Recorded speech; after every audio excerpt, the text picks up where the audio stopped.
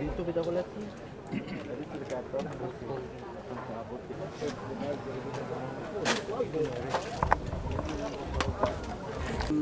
Nakalap namin na balita, lumabas na siya.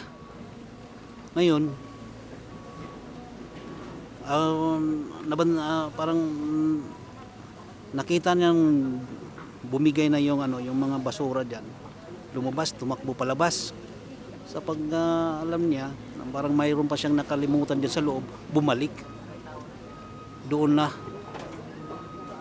nangyari yung malakas na bagsak ng basura. Hindi na siya nakalabas. Doon na siya naiwan sa loob.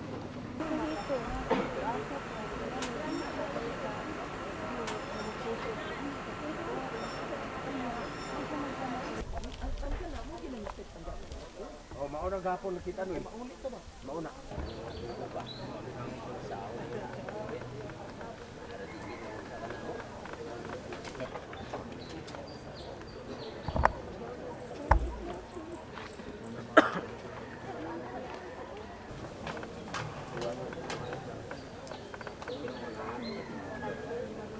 Speak ng buhay pa sila, pero sana buhay pa, pero hindi na talaga, wala na.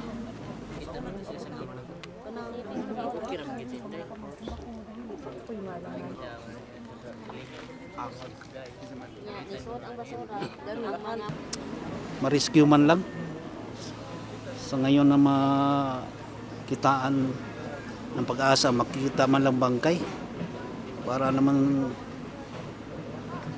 mailagay natin sa magandang lalagyan.